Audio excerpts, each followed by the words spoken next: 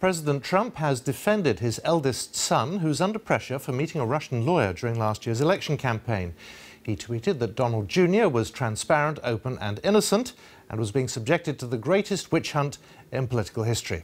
Let's go to our Washington correspondent, Gary O'Donoghue, who's got more on this. How much trouble is Donald Trump Jr. in having released these emails? Well, I think it depends who you ask on that. Clearly, those people who think there's a bad smell about the Donald Trump's election campaign and its connections with Russia see this as if not a smoking gun, then getting quite close to that. Those who support the president see it as just part of the general kind of media conspiracy, witch hunt, pick your insult of the day. I think the difference here is that we've had before, haven't we, reports of meetings between Trump officials in the campaign and the Russian ambassador and the odd banker here and there. But here we have actually, in his own words, Donald Trump Jr. reaching out to someone or responding to someone who said, look, I have a connection with the Russian state. I have some dirt for you on Hillary Clinton. Would you like it? And him saying, I love it. That to me seems like a qualitative difference to what's gone before.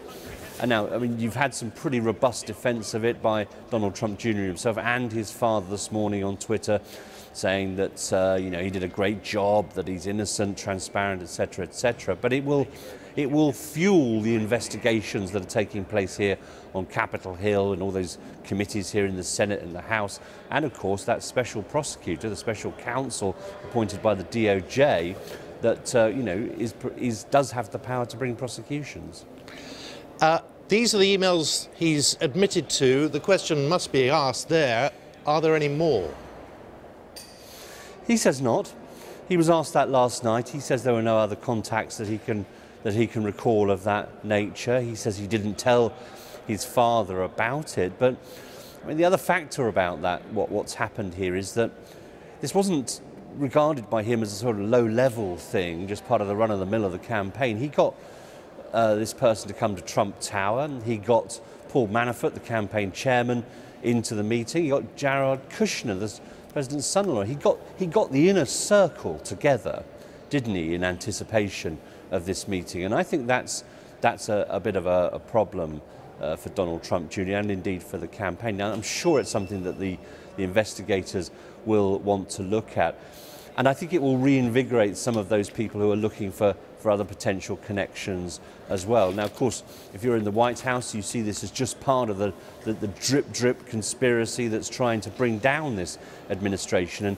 And boy, have they brought down the shutters. Yesterday at the White House briefing, Simon, Sarah Sanders, the Deputy Press Secretary, gave us basically a one-line statement and then just refused to say anything, referring it all to the lawyers. And you know, in a sense, when even the White House is saying, we're not answering, talk to the lawyers, you know there's trouble.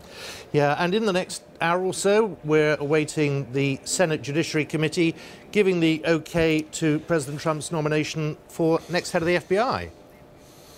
Yeah, what a job that is to take on at this point in time, given what happened to the previous incumbent, who was fired by Donald Trump unceremoniously in May, having accused Donald Trump of demanding loyalty in price for keeping his job. So James Comey went out. This is Christopher Wray, a pretty low-key character, not a sort of flamboyant character by any sense, but someone who is going to face some serious questions this morning about what has the president said to you in preparation for taking on this job. What has he asked of you, if anything, and how independent are you prepared to be? It's worth saying, I think, that the special counsel, Robert Mueller, another former director of the FBI, he'll be the one who decides on potential charges in the Russian investigation. But in a sense, it's Christopher Wray's foot soldiers that will do a lot of the work. So the Democrats will see this as another opportunity to keep this whole thing going, and by goodness, it does keep going. Doesn't it just? You need a break soon. Gary, thank you very much. Gary O'Donoghue there in Washington. And just to let you know, Democrats, as we were saying, are expected to ask more questions about whether President Trump has any ties to Russia at that Senate Judiciary Committee hearing.